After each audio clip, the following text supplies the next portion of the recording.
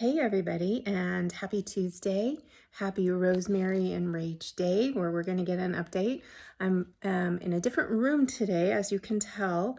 I cleaned out a closet and I had a bunch of stuff to throw away, and I piled it all behind the camera in the other room.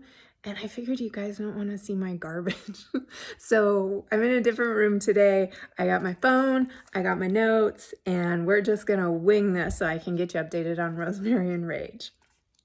So last time we talked about how Jordan is screwing up his big DIY project, and how they need to bring in contractors.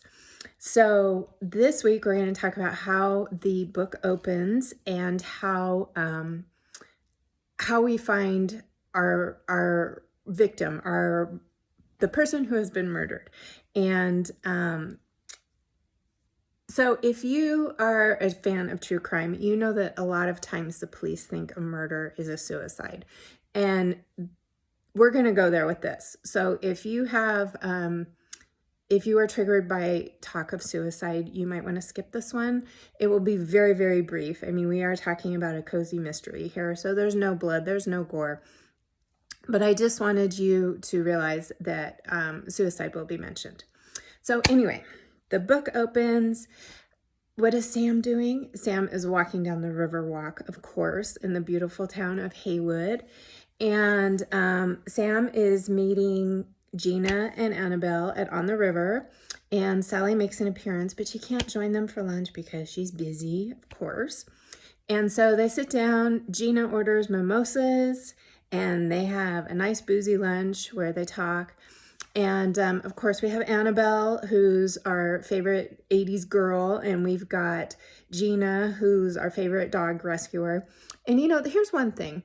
I got a review that said that Sam was mean to Annabelle and that I was making fun of Annabelle and that I should just let Annabelle live her own life.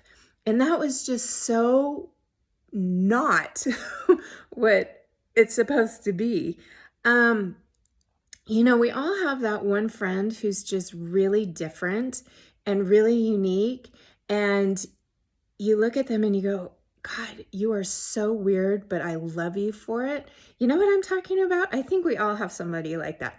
So anyway, that's what I'm trying to portray there in Annabelle is, yeah, she's weird, she's unique, but God, who's not to love her, right? So, but anyway, I digress. They're having lunch, they're having mimosas, they're having a good time. Sam walks home. She expected to find Jordan there. He's not there.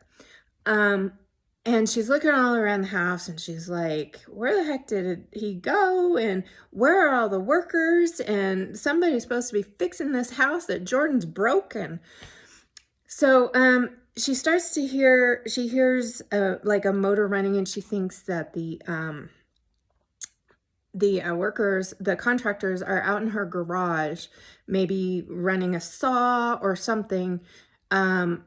So she opens the door to the garage and she is hit with a huge plume of carbon monoxide. She realizes the car's running, and before she gets very sick, she has a wherewithal to hit the garage door button, and the garage door goes up. Now, she obviously doesn't know what she's walked into here, but she's worried that maybe, my God, is Jordan in that car? So she gets very sick from the carbon monoxide poisoning.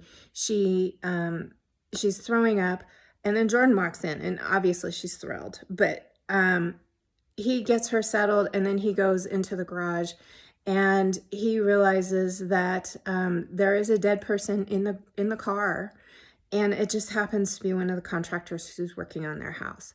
And at first, you know, they call the police and everybody's like, oh my God, is this a suicide? But the thing is that the guy has been nailed gun to the car, into the seat. And, you know, you could think, oh, he's been nail gunned because he wants to make sure that he's dead, that, you know, he can't get out of the car. But except there's no nail gun there. So they're like, oh, wait a minute, we have a murder. So that is our murder. There is a man in a running car in a closed garage, nailed gunned to the seat.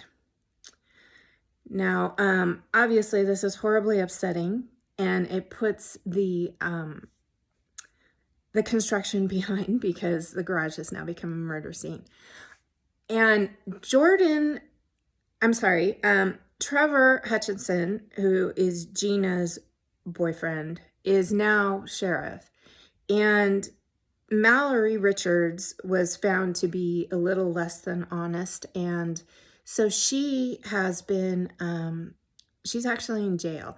And if you haven't read The Haywood Hounds, and to get that full story, I'll link to it in the notes here. But go ahead and read that so you can see that whole story arc and how Trevor ends up as sheriff. So next week we are going to cover our suspects. Let's see. Yes, we are going to cover our suspects, and we will just keep going. Like I said in the beginning, this is like a Build-A-Bear of a book. I'm just going to get on here and I'm going to talk to you about what the book's about. We're going to go over murder, the suspects. There won't be any clues of who actually did it, but it's just a fun way for me to connect with you and for you to see the thought processes and everything that goes into building the books. So anyway, thanks for joining me today, and I hope you have a great rest of your week.